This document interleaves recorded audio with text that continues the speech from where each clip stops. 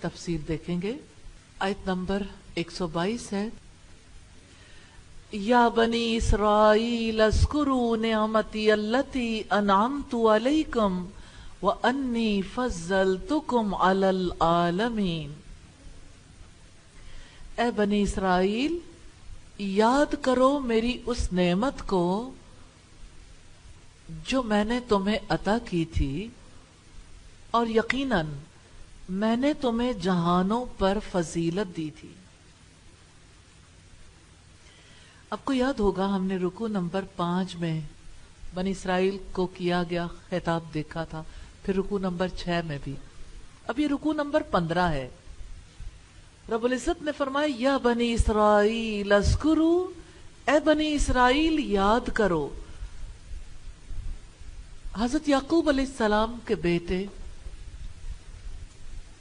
حضرت یعقوب علیہ السلام کو اسرائیل کہا جاتا تھا، اللہ کا بندہ. بنی اسرائیل انہی کی اولاد تھے. ان کی اولاد میں کثیر انبیاء ہے. انبیاء کی اولاد ہونے کے ناطے وہ اپنے آپ کو بہت معزز سمجھتے تھے.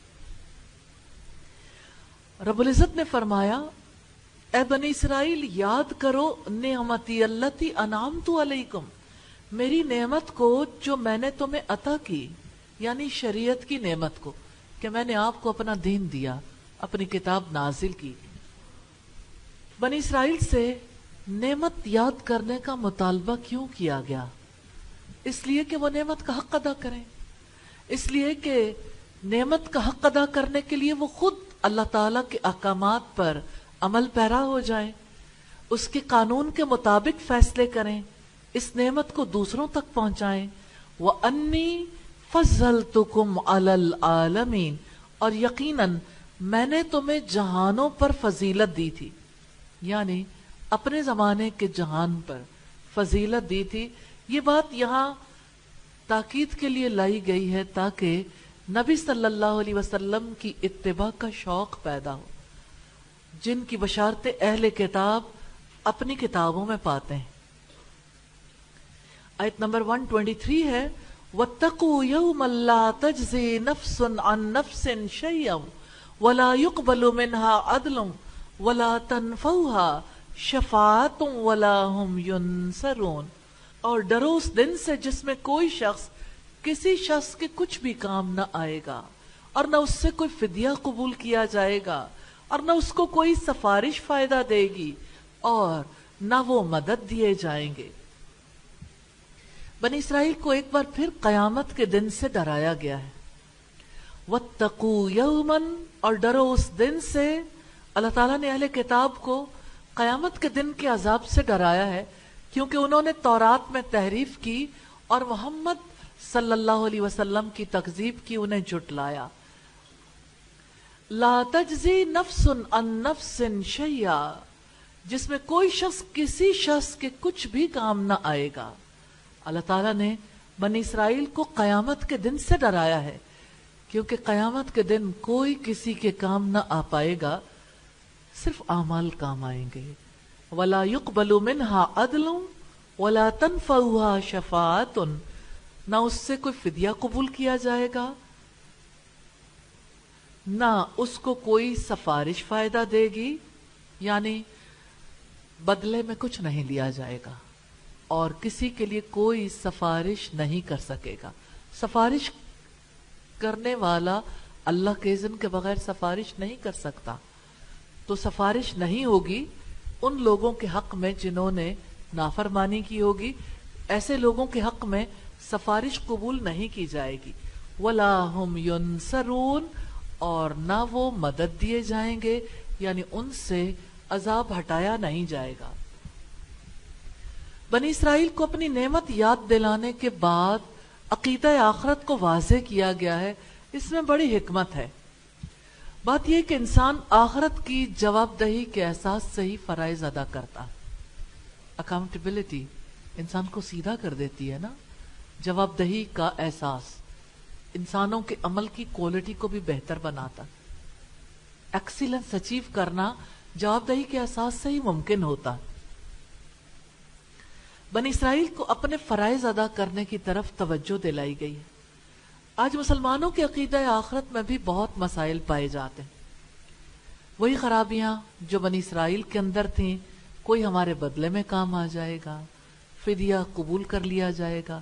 شفاعت کا غلط عقیدہ ہے، کہا جاتا ہے کوئی ہماری مدد کو پہنچ جائے گا.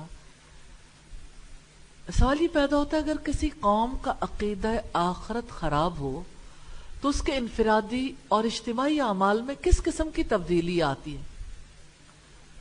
سرکشی آ جاتی ہے، غیر ذمہ داری آتی ہے، فرض ناشناسی، خواہش پرستی، دنیا کی محبت اور ساری برائیاں عود کراتی ہیں. عقیدہ آخرت کا درست ہونا کیسے بندے کو تیر کی طرح سیدھا رکھتا ہے. وَإِذِ ابْتَلَى إِبْرَاهِيمَ رَبُّهُ بِكَلِمَاتٍ فَأَتَمَّهُنَّ قَالَ إِنِّي جَاعِلُكَ لِلنَّاسِ إِمَامًا قَالَ وَمِنْ ذُرِّيَّتِي قَالَ لَا يَنَالُ عَهْدِ الظَّالِمِينَ. اور جب ابراہیم کو اس کے رب نے چند باتوں میں آزمایا تو اس نے ان سب کو پورا کر دیا. اللہ تعالیٰ نے فرمایا یقیناً میں تمہیں سب لوگوں کے لیے امام بنانے والا ہوں. ابراہیم نے کہا اور میری اولاد میں سے بھی. اللہ تعالیٰ نے فرمایا میرا عہد ظالموں کو نہیں پہنچتا. تاریخ بنی اسرائیل کے کئی واقعات اللہ تعالیٰ کے فضل و کرم سے ہم نے دیکھے جو رب العزت نے دکھائے ہیں. بنی اسرائیل کے واقعات بیان کرنے کے بعد تذکرہ ہے ابراہیم علیہ السلام کا. سوال یہ پیدا ہوتا ہے ابراہیم علیہ السلام کے تذکرے میں یہاں ان کے واقعے کو بیان کرنے میں کیا حکمت ہے؟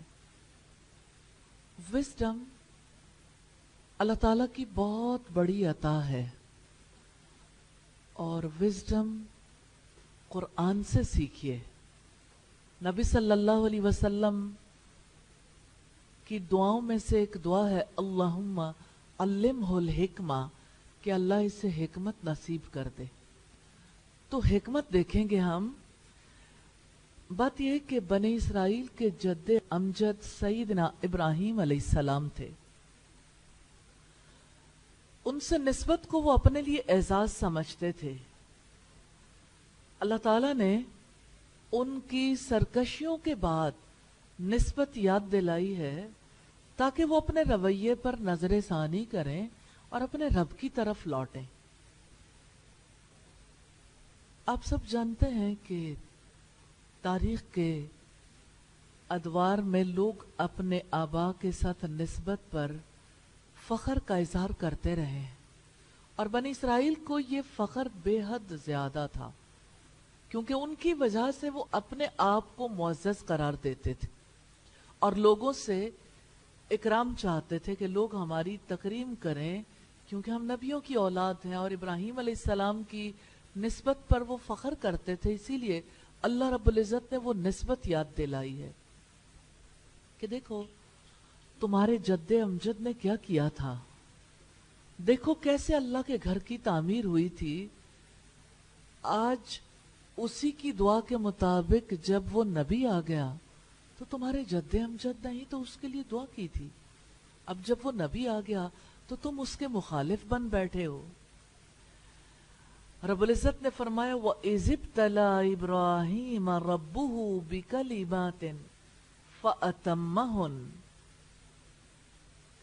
اور جب ابراہیم کو اس کے رب نے چند باتوں میں آزمایا تو اس نے ان سب کو پورا کر دیا. کیا آپ جانتے ہیں کہ دنیا میں سب سے زیادہ آزمائشیں انبیاء پر آئیں اور انبیاء میں سے ابراہیم علیہ السلام کو بہت بڑی بڑی آزمائشیں فیس کرنی پڑیں. ابراہیم علیہ السلام کو اللہ تعالیٰ نے جس آزمائش میں ڈالا ہر امتحان میں پورے اترے. آپ ان کے پیچھے پیچھے ہر آزمائش میں پورے اتریں گے انشاءاللہ. اور آپ کے لیے پہلی آزمائش تو آپ کا ٹیسٹ ہے نا. इसी तरह से इल्मी आजमाइश है ना, तो आप इल्मी आजमाइश में पूरे उतरेंगे, आजमाइश कभी तलब नहीं करनी चाहिए। लेकिन अल्लाह ताला जिस तरह के हालात में रखे, अल्लाह ताला की मर्जी के मुताबिक रवैया इख्तियार करना चाहिए। अल्लाह ताला हम सबको तौफीक अता फरमाए। इब्राहिम अलैहिस्सलाम की इब्तिला, उनकी आजमाइश के बारे में सईदना इब्ने अब्बास रजी अल्लाह ताला अन्हो का ख्याल है कि वो 10 खसाइल हैं, 10 खसलतें हैं जिनका फितरत इंसानी की इस्लाह से गहरा ताल्लुक है, और सईदना इब्राहिम अलैहिस्सलाम उनमें कामयाब हुए, यानी उन पर पूरी तरह अमल किया।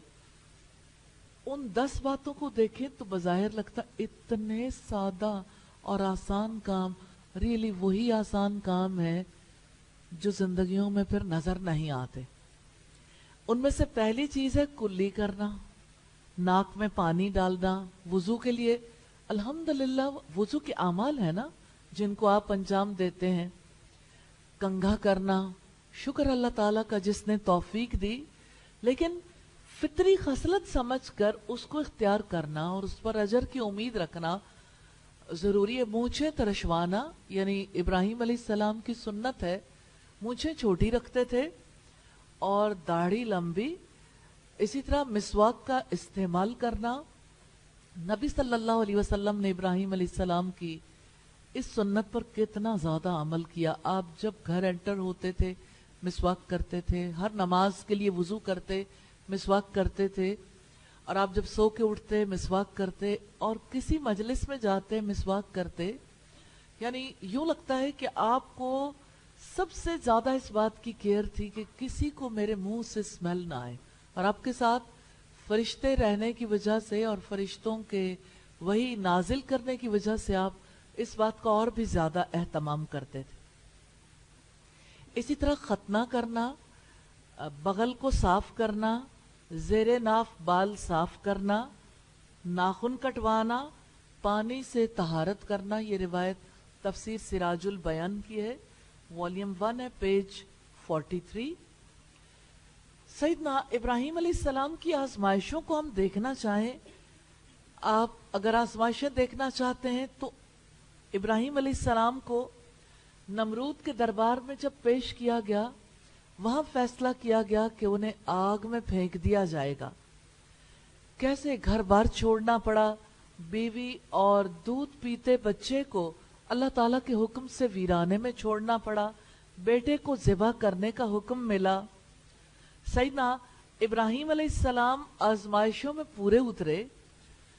रब्बुल इज्जत ने उनकी तारीफ की है, व इब्राहिम अल्लज़ी वफ़ा, इब्राहिम तो वो है जिसने वफा का हक अदा कर दिया। सुभान अल्लाह। यानी आप ये देखिए कि कोई इंसान अपने मुंह से अपने बारे में ये कह सकता है कि मैंने वफा की है। जिसकी शहादत, जिसकी गवाही जहानों का बादशाह दे, उसकी वफा के क्या कहने। ये सूरह नजम की आयत नंबर 37 है। देखने की बात यह है किसी पर आजमाइशें क्यों आती हैं। आजमाइश खरे खोटे की पहचान के लिए आती है। अल्लाह ताला जब किसी को अपना काम सुपुर्द करना चाहते हैं ना, बड़ा काम, तो उसे आजमाते हैं कहां तक इस बंदे के अंदर इस्तिताअत है कि इस काम को अंजाम दे सके। आजमाइश ही तो बताती है कि कोई फर्द किस लायक है। तो आप सोचिए, इब्राहिम अलैहिस्सलाम की आजमाइश हुई, अल्लाह ताला ने अपने खलील का शर्फ बयान किया है कि किस तरह से अल्लाह ताला ने उन्हें आजमाइश के बाद लोगों का इमाम बना दिया था, ताकि तौहीद के मामले में उनकी पैरवी की जाए। अल्लाह रब्बुल इज्जत ने सैयदना इब्राहिम अलैहिस्सलाम की खबर दी है उन अफराद को भी जो मक्का में आबाद थे, जो अपने आप को इब्राहिम अलैहिस्सलाम की नस्ल में से होने की वजह से फख्र करते थे, जो इब्राहिम अलैहिस्सलाम को अपना पेशवा मानते थे। हम बात कर रहे थे आजमाइश की। आजमाइशें یقیناً کھوٹے کھرے کو واضح کر دیتی ہیں. اور آج صبح میں پڑھ رہی تھی کہ کس طرح سے جب لوگ حدیث کا علم حاصل کیا کرتے تھے تو یہ بات مشہور ہو گئی تھی کہ جو بھی حدیث کا علم حاصل کرے گا اللہ تعالیٰ اسے مال سے بے نیاز کر دے گا. یعنی مالی طور پر بے نیاز کوئی کیسے ہو جاتا ہے؟ یوں ہی تھوڑی ہوتا ہے. بندہ تو مال کے پیچھے بھاگتا ہے نا، مال سے محبت کرتا ہے، مال کی محبت دل سے نکلتی نہیں آسانی سے. لیکن نبی صلی اللہ علیہ وسلم کی محبت کی وجہ سے اور اللہ تعالیٰ کی خوشی کے لیے جب کوئی سنت کی پیروی کرنا چاہتا ہے، حدیث کا علم حاصل کرتا ہے، تو ظاہر ہے کہ حدیث کا علم سیکھنے کے لیے لوگوں کو دور دراز کے سفر کرنے پڑتے تھے اور حدیث کے علم سے محبت کی وجہ سے صدقہ کرتے تھے. مال پاس نہیں رہتا تھا اور پاس نہیں رکھتے تھے. جیسے شیخ عبد القادر جیلانی کے بارے میں ہمیں یہ ملتا ہے کہ حدیث کے علم کو سیکھنے کے لیے انہوں نے جو تگ و دو کی، انہوں نے جو محنت کی، ان کی محنت اتنی شدید تھی جس کی وجہ سے اللہ تعالیٰ نے انہیں مالی طور پر یعنی مفلوق الحال کر دیا. ایک وقت ایسا آیا تھا کہ وہ کہتے ہیں کہ میں سبزیاں اور پھل یا ان میں سے جو کھانے کی چیزیں ہوتی تھی جب لوگ پھینک دیتے تھے تو ان میں سے کچھ نہ کچھ چن کے کھا لیتا تھا، کیونکہ میرے پاس اتنا سرمایہ نہیں تھا کہ میں خود خرید کے کھا سکتا. اور پھر یہ کہ میں جب ایک روز ایسا ہوا کہ میں بھوک سے بہت زیادہ بیتاب ہوا تو میں نے کوشش کی کہ کسی طرح سے مجھے کوئی ایسا کام کرنے کا موقع مل جائے جس کی وجہ سے میں پیٹ میں کچھ ڈالنے کے قابل ہو جاؤں اور اس کے بعد یعنی میں اور زیادہ محنت کر سکوں اور زیادہ توجہ کے ساتھ سیکھنے کے قابل ہو جاؤں.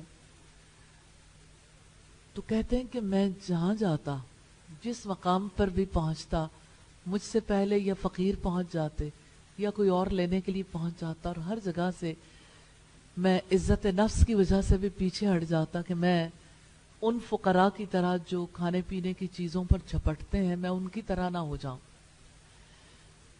پھر ایک وقت ایسا آیا کہ میں بالکل بھوک سے جب نڈھال ہو گیا تو میں مسجد میں چلا گیا تو میں نے دیکھا کہ ایک شخص آیا اور اس نے وہ کھانا لے کر آیا تھا. تو وہ جب لقمہ منہ کی طرف لے جاتا، بھوک سے میں بیتاب تھا تو میرا منہ خود بخود کھل جاتا، یعنی اس قدر زیادہ مجھے تکلیف تھی. تو میں نے اللہ تعالیٰ سے دعا کی اور میں نے کہا کہ میں اس جانب توجہ نہیں کروں گا. تو اتنے میں اس شخص نے کہا کہ آپ میرے ساتھ کھانا کھا لو. میں نے جب آگے بڑھ کے کھانے کی خواہش دیکھی اپنے من کے اندر تو میں نے کہا نہیں، آپ بسم اللہ کریں، اللہ تعالیٰ آپ کو بہت برکت دے. کہتے ہیں انہوں نے 2-3 دفعہ جب مجھے کہا تو میں نے تھوڑا سا کھا لیا اور اس کے بعد میں نے ہاتھ اٹھا لیا. یہ اور اس جیسے اور حالات جب آپ دیکھتے ہیں تو آپ کو پتہ چلتا ہے کہ علم کے حصول کے لیے لوگوں نے کیسی کیسی مشقتیں برداشت کی، کیسے کیسے مراحل سے گزرے اور کس طریقے سے انہوں نے اس قیمتی علم کو سیکھا. جب انسان محروم ہوتا ہے، جب انسان کے پاس مال نہیں ہوتا تو اس کی اصل فطرت سامنے آ جاتی ہے. پھر پتہ چلتا ہے کہ اب وہ کتنی محنت کرنے کے لیے تیار ہے. اس طرح سے اللہ تعالی علم حاصل کرنے والوں کو خالص کرتے رہتے ہیں. ابتلا اور آزمائش عملی میدان میں اور زیادہ بڑھ جاتی ہے جب کوئی اللہ تعالیٰ کے راستے پہ چلتا ہے. جب کوئی اللہ تعالیٰ کے راستے پہ چلتے ہوئے تھکنے لگتا ہے، ہارنے لگتا ہے، تو اللہ تعالیٰ کس طرح سے اس کی ڈھارس بندھاتے ہیں اور پھر وہ مختلف آزمائشوں سے گزر کر کتنا کھرا ہو جاتا ہے. آپ جانتے ہیں سونے کو پگھلایا جاتا ہے نا تو اس کا میل کچیل الگ ہو جاتا ہے. دھاتیں پگھلائی جاتی ہیں تو پگھلنے کی وجہ سے کھوٹ الگ ہوتا ہے اور خالص دھات الگ ہو جاتی ہے. یہی حال انسانوں کا ہے. انسانوں کے اوپر بھی جب آزمائش آتی ہے تو آزمائش انسانوں کی اصل فطرت سامنے لے آتی ہے اور اللہ والے آزمائش سے گزر کر اور زیادہ اللہ تعالیٰ کے قریب ہو جاتے ہیں. ہمیں بہت زیادہ دیکھنے کی ضرورت ہے ان لوگوں کے حالات کو جو ہم سے پہلے گزر چکے، کیونکہ یہ حالات ہمیں بہت نفع دیتے ہیں. رب العزت نے فرمایا قَالَ إِنِّي جَاعِلُكَ لِلنَّاسِ إِمَامًا، اللہ تعالیٰ نے فرمایا یقیناً میں تمہیں سب لوگوں کے لیے امام بنانے والا ہوں. اللہ تعالیٰ نے ابراہیم علیہ السلام کی کوششوں کی قدر کی اور انہیں امام بنانے کی خوشخبری دی. سیدنا ابراہیم علیہ السلام کو جو فضیلت نصیب ہوئی، جو درجات ملے، اس کا فیصلہ تب ہوا جب وہ سختیوں سے گزر گئے، جب وہ آزمائشوں میں کامیاب ہو گئے، جب وہ اللہ تعالیٰ کے فرما بردار ثابت ہوئے. جانتے ہیں اس سے کیا سبق ملتا ہے؟ بہت بڑا لیسن ہے. دیکھیں، ایک ہوتی ہے انسان کی تمنائیں، خواہشات. کتنے ہی لوگ ہیں جو خواہش رکھتے ہیں اللہ تعالیٰ کی کتاب کا علم حاصل کر لیں. کتنے لوگ ہیں جو جنت کا راستہ اختیار کرنا چاہتے ہیں لیکن عملی طور پر کچھ کرنے کے لیے تیار نہیں ہوتے. کوئی یہ سمجھتا ہے کہ میرے گھر کو ابھی میری زیادہ ضرورت ہے، کوئی یہ سمجھتا ہے دور کا سفر کرنا ہے تو سفر کرنے کے لیے مال لگانا پڑے گا، کوئی یہ سمجھتا ہے اتنا وقت کیسے نکالوں. اب آپ دیکھیں آزمائش تو بہت بڑی ہے. اگر آپ اپنے زندگی کے حوالے سے دیکھیں تو اللہ تعالیٰ نے آپ کو 3 بڑی آزمائشوں میں کامیاب کیا ہے. الحمدللہ کہ آپ نے اپنا وقت لگانے میں کامیاب ہو گئے. یہ اللہ تعالیٰ کی توفیق سے جتنا شکر ادا کریں گے نا اتنا زیادہ اللہ تعالیٰ آپ کو اور توفیق دے گا. آپ اللہ تعالیٰ کے کلام کا علم حاصل کرنے کے لیے مال لگانے میں کامیاب ہو گئے، آپ اللہ تعالیٰ کے دین کا علم حاصل کرنے کے لیے وقت لگانے میں، صلاحیت لگانے میں کامیاب ہو گئے، اور پھر یہ کہ دن کے یہ 6 گھنٹے تو اپنی جگہ پر ہیں، اس کے علاوہ جو علم کے تقاضے ہیں ان کو پورا کرنے کے لیے بھی تیار ہو گئے. اس پر اللہ تعالیٰ کا شکر ادا کرنے کی ضرورت. کین یو امیجن ایک سٹی میں پاکستان کی کتنی بڑی تعداد رہتی ہے آپ کی عمر کی بچیوں اور خواتین کی. ان سب میں سے اللہ تعالیٰ نے آپ کو بھی آزمایا ہے. آپ نے بھی اچانک ڈیسیژن نہیں کیا، آپ کو بھی ڈیسیژن کرتے ہوئے وقت لگا، لیکن اس کی مہربانی ہے کہ آپ اس مرحلے سے نکل آئے اور آپ وقت لگانے کے لیے تیار ہوئے. اب آپ جتنا اللہ تعالیٰ کا اس پہ شکر ادا کریں گے، سجدہ شکر بھی کریں اور اللہ تعالیٰ سے اور زیادہ محنت کرنے کی، علم کو پختہ کرنے کی، اس پر عمل کرنے کی اور اللہ تعالیٰ کے کلام کو لوگوں تک پہنچانے کی توفیق طلب کریں. یہ توفیق بھی اسی کی جانب سے. اور آپ جانتے ہیں نفع مند علم اور عمل صالح کی توفیق ہی کو تو ہدایت کہتے ہیں. شکر اللہ تعالیٰ کی ذات کا جس نے زندگی کا وقت لگانے کا موقع عنایت فرمایا. حقیقت یہ ہے کہ قربانی کی قیمت پر کسی مقصد کو اختیار کرنے والا ہی مقصد کے راستے میں سب سے آگے ہوتا. آپ آگے بھی جا سکتے ہیں، درمیان میں بھی رہ سکتے ہیں، سب سے پیچھے بھی. جو جتنی قربانی دے گا نا، وقت کی قربانی، اور وقت لگائے گا، محنت کرے گا، جتنی زیادہ قربانی دیں گے اتنا زیادہ آپ لوگوں کو لیڈ کرنے کی پوزیشن میں آ جائیں گے، سب سے آگے نکل جائیں گے انشاءاللہ تعالی. سیدنا ابراہیم علیہ السلام تمام آزمائشوں میں پورے اترے تو آپ کو اللہ تعالیٰ کی طرف سے یہ انعام ملا کہ اللہ تعالیٰ نے سیدنا ابراہیم علیہ السلام کو سب کا امام بنا دیا. پھر ابراہیم علیہ السلام کیا کرتے تھے؟ دیکھیں ایک دعا ہے سورہ الفرقان میں، اور یہ دعا آپ بھی کرتے ہوں گے، ربنا ہب لنا من ازواجنا وذریاتنا قرۃ اعین وجعلنا للمتقین اماما۔ آپ کو سمجھ آ رہی ہے نا؟ اس میں جو آخری بات ہے نا کہ ہمیں متقیوں کا امام بنا دے، یہ امامت، یہ لیڈرشپ جس کے لیے آپ دعائیں کرتے ہیں، اس کے کچھ تقاضے ہیں، اس کے لیے کچھ کرنا پڑتا ہے۔ میں آپ سے سوال کرنا چاہتی ہوں، اس لیڈرشپ کے لیے کرنا کیا ہے؟ کرنے والے کام کیا ہے؟ ابراہیم علیہ السلام کی زندگی سے دیکھتے ہیں، جب اللہ تعالیٰ نے انہیں امام بنایا انہوں نے کیا کیا؟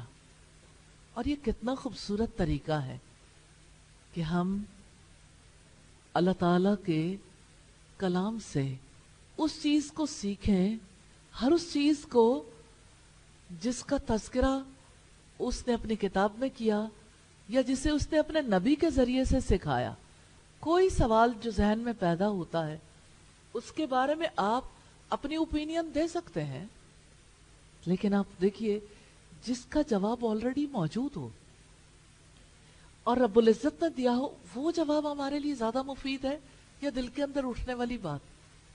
کیا کہتے ہیں آپ؟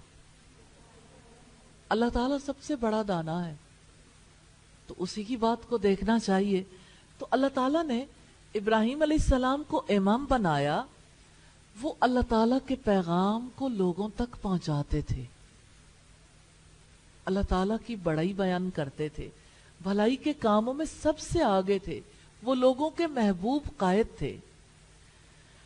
اللہ رب العزت نے فرمایا آپ کو لوگوں کا امام، لوگوں کا لیڈر، ورلڈ لیڈر بناؤں گا، لوگوں کی رہنمائی کا فریضہ انجام دو گے آپ، لوگ آپ کے طریقہ زندگی کی پیروی کریں گے، آپ کو اجر عظیم بھی ملے گا اور لوگوں میں بھی ہمیشہ آپ کی مدح و ثنا کا سلسلہ جاری رہے گا۔ اب آپ دیکھیے کہ آپ بھی اللہ تعالیٰ سے دعا کرتے ہیں کہ یا اللہ متقیوں کا امام بنا دے، تو امامت کے فرائض کیا ہیں؟ لوگوں کی رہنمائی کرنا۔ لیڈر لوگوں کو گائیڈ کرتا ہے نا، اور گائیڈ کیسے کریں گے؟ آپ بھی لوگوں کو اللہ تعالیٰ کا کلام سکھائیں گے انشاءاللہ تعالی، اور لیڈر لوگوں کی بھلائی کے کام کرتا ہے جس سے انسانوں کو نفع پہنچے، اور لیڈر لوگوں کی تکلیف کو دور کرنے کی کوشش کرتا ہے۔ تو آپ نے بھی اسی طرح سے لیڈرشپ کے فرائض انجام دینے سیکھنے ہیں انشاءاللہ۔ اب آپ دیکھیے کہ محمد رسول اللہ صلی اللہ علیہ وسلم کی حیات میں جب ہم دیکھتے ہیں، آپ کی پرسنالٹی کے 3 بیسک کمپوننٹس ہیں۔ اگر ہم یہ دیکھنا چاہیں کہ آپ کی شخصیت کیسی تھی، یعنی اس میں آگے بے شمار ڈیٹیلز ہیں، لیکن بنیادی طور پر اگر ہم اس کو یوں دیکھنا چاہیں کہ آپ کی شخصیت کی کور میں کیا تھا، بیسیکلی آپ کی شخصیت کی بنیادی چیز، جیسے کسی ایٹم کے اندر نیوکلیس ہوتا ہے نا، اور اس کے ارد گرد جو آربٹس ہوتے ہیں اس میں الیکٹرانز موو کرتے ہیں۔ شخصیت کو بھی اگر ہم اسی انداز میں دیکھنا چاہیں تو آپ کا سب سے بڑا کام، سب سے بڑی چیز جس کی وجہ سے آپ کی شخصیت خاص ہوئی کہ آپ اللہ تعالیٰ سے بے حد محبت کرتے تھے، اللہ تعالیٰ کا بے حد ذکر کرتے تھے، اللہ تعالیٰ کے قریب تھے، اور اللہ کے قرب کے لیے نوافل ادا کرتے تھے، فرائض ادا کرتے تھے، اور اللہ کے حکم سے لوگوں تک اللہ تعالیٰ کے کلام کو پہنچاتے تھے۔ یعنی نبی صلی اللہ علیہ وسلم کی حیات سے جو بھی دیکھنا چاہے، سب سے بنیادی چیز، اگر آپ اپنی شخصیت میں تبدیلی لانا چاہتے ہیں، آپ چاہتے ہیں کہ آپ ایک مضبوط شخصیت کے مالک ہو جائیں، آپ کی شخصیت ایسی ہو جائے کہ اللہ تعالیٰ کو آپ پسند آ جائیں، تو سب سے پہلی چیز تعلق باللہ ہے۔ یہی رسول اللہ کی حیات میں سب سے زیادہ نمایاں تھا۔ اور دوسری چیز آپ کا اسوہ حسنہ، آپ کی زندگی کو اللہ تعالیٰ نے سب کے لیے نمونہ بنا دیا، اس میں آپ کا اخلاق بھی آتا ہے، آپ کے معاملات بھی آتے ہیں، آپ کے تعلقات بھی، آپ کی زندگی کی ہر جہت، انفرادی اور اجتماعی زندگی کی.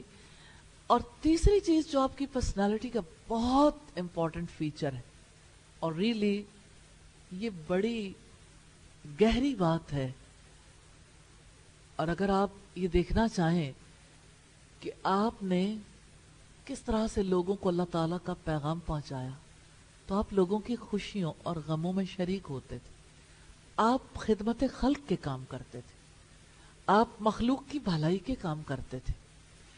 سیدہ خدیجہ کی وہ بات تو آپ کو یاد ہوگی، جب نبی صلی اللہ علیہ وسلم پہلی وحی کے بعد گھر آئے تھے اور آپ نے تھوڑی دیر آرام کے بعد سیدہ خدیجہ سے کہا تھا لقد خشیت علی نفسی، مجھے میری جان کا ڈر ہے.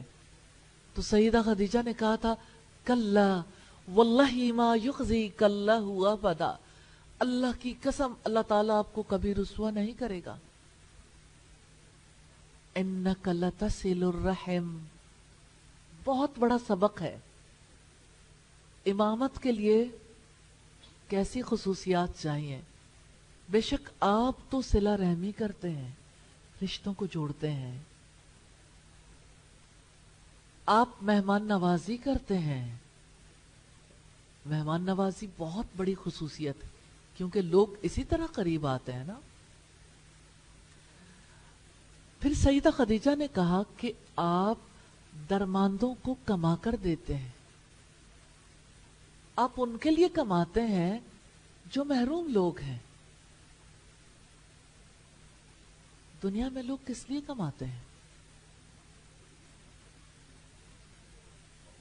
لوگ کماتے ہیں تاکہ اپنے گھر والوں کو سپورٹ کریں، لوگ کماتے ہیں تاکہ زیادہ فیسلٹیز کو انجوائے کر سکیں، من پسند زندگی بسر کرنے کے قابل ہو جائے. اور محمد رسول اللہ صلی اللہ علیہ وسلم کماتے تھے تاکہ محروموں کی خدمت کر سکیں. سوچیں، جس کے پاس کچھ نہ ہو، جس کے لیے کوئی کمانے والا نہ ہو، اور جس سے واپسی کی امید بھی نہ ہو، اسے کما کر دینا کتنے اعلیٰ درجے کا اخلاق ہے، اور یہ خلق عظیم ہے. اللہ رب العزت نے اسی لیے تو نبوت کے آغاز ہی میں گواہی دی تھی وَإِنَّكَ لَعَلَىٰ خُلُقٍ عَظِيمٍ، بے شک آپ اخلاق کے عظیم مرتبے پر فائز ہیں. پھر آپ دیکھیے کہ آپ صلی اللہ علیہ وسلم کے بارے میں سیدہ خدیجہ کہتی ہیں کہ آپ حق کے مصائب جن لوگوں کو پیش آتے ہیں، یعنی اللہ تعالیٰ کی راہ میں جو چلتے ہیں اور ان کو کوئی مشکلات پیش آتی ہیں، آپ ان مشکلات کو دور کرنے کے لیے ان کی مدد کرتے ہیں. اتنے اعلیٰ اخلاق کس کے اندر ہوتے ہیں؟ جو ورلڈ لیڈر بننے کے قابل ہو، جو ورلڈ لیڈر کی خصوصیات رکھتا ہے، وہی دراصل قیامت تک کے لیے نبی اور رسول ہے. نبی صلی اللہ علیہ وسلم کی ان خصوصیات کو اللہ تعالیٰ نے سب کے لیے نمونہ بنا دیا. آپ صلی اللہ علیہ وسلم نے کس طرح سے ان خصوصیات کو نبوت سے پہلے بھی اپنایا ہوا تھا. خدمت خلق، لوگوں کی بھلائی کے کام کرنا. انبیاء کی خصوصیات جہاں جہاں ملتی ہیں تو اللہ تعالیٰ فرماتے ہیں بے شک وہ بھلائی کے کاموں میں بھاگ دوڑ کرتے تھے. اب سوچیں، ایک مائنڈ سیٹ ہے پوری دنیا کا، صرف کمائی کے لیے بھاگ دوڑ کرنی ہے. ایجوکیشن کمائی کے لیے، اور دنیا میں جو وقت ملا ہے، عمر کمائی کے لیے، صلاحیت کمائی کے لیے. کمائی ضروریات سے زیادہ خواہشات پوری کرنے کے لیے. تو زندگی کس کے لیے ہو گئی؟ خواہشات کے لیے. دیکھیں، ایک ہی زندگی ہے، اس کے بارے میں ڈیسیژن کرنا ہے. ابراہیم علیہ السلام نے بھی ڈیسیژن کیا تھا، یہ ڈیسیژن آپ کو بھی کرنا ہے. اگر آپ کیڑے مکوڑوں کی طرح زندگی بسر کرنا چاہتے ہیں تو پھر خواہشات کا راستہ ہے. اور اگر آپ اعلیٰ درجے کی زندگی بسر کرنا چاہتے ہیں، سپر لائف، اگر آپ سپر ہیومن بینگز کی طرح رہنا چاہتے ہیں، تو سپر ہیومن کی خصوصیات ہیں جو نبی صلی اللہ علیہ وسلم میں بدرجہ اتم پائی جاتی تھی۔ سپر ہیومن کی خصوصیات کیا ہیں؟ سب سے پہلی خصوصیت صلہ رحمی، رشتے کی حفاظت کرنا۔ وہ رشتہ اللہ تعالیٰ کا ہے، وہ رشتہ محمد رسول اللہ صلی اللہ علیہ وسلم سے ہے، وہ رشتہ اپنے دین سے ہے۔ یہی 3 سوال تو قبر میں ہونے ہیں۔ یا وہ رشتہ کسی بھی بنیاد پر ہے، یعنی جس گھرانے میں پیدا ہوئے، جہاں بیاہ کے گئے، یا جہاں بچوں کو بیاہا، یہی رشتوں کی قسمیں ہوتی ہیں نا۔ خونی رشتے ہیں، یا سسرالی رشتے ہیں، یا پھر سمدھیوں سے جو تعلقات ہوتے ہیں۔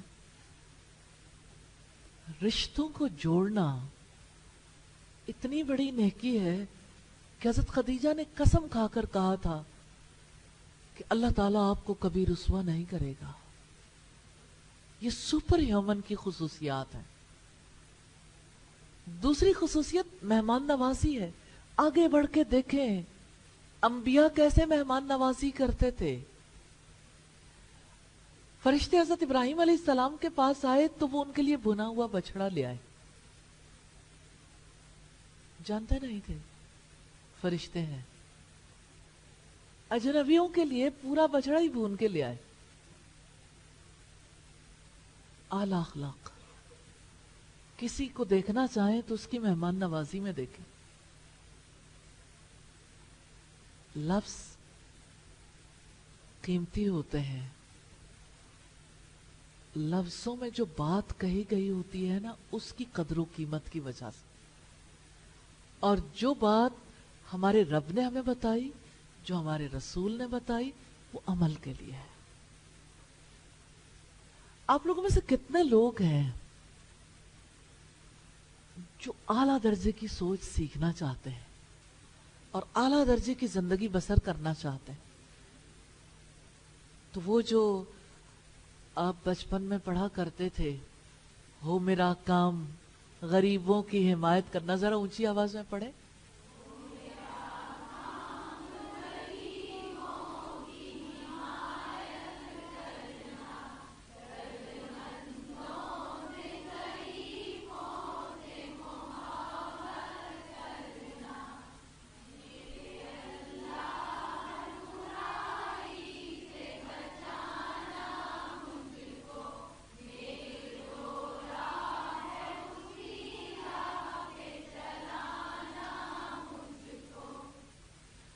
تو آپ مجھے یہ بتائیے، بچپن سے دعا کی ہے لیکن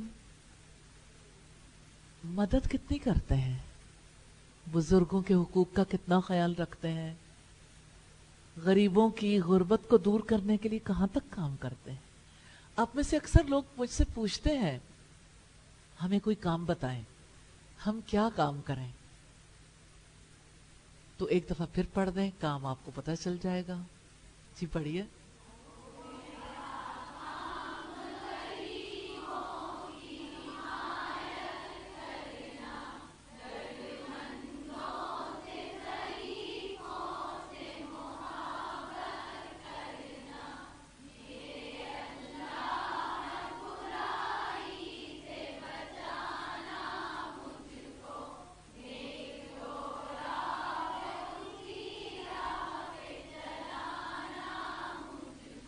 اب مجھے یہ بتائیے کہ برائی سے انسان کب بچتا ہے اور نیک راستے پہ کب چلتا ہے؟ جب وہ درد مندوں کی خدمت کرتا ہے، اور جب اس کا دل پگھلتا ہے، جب اس کے سینے میں پتھر نہیں ہوتا، جب اس کے دل کے اندر نرمی آتی، جب وہ کسی دکھی کو دیکھ کر دکھی ہو جاتا، جب وہ آگے بڑھ کے خدمت کرنا چاہتا ہے۔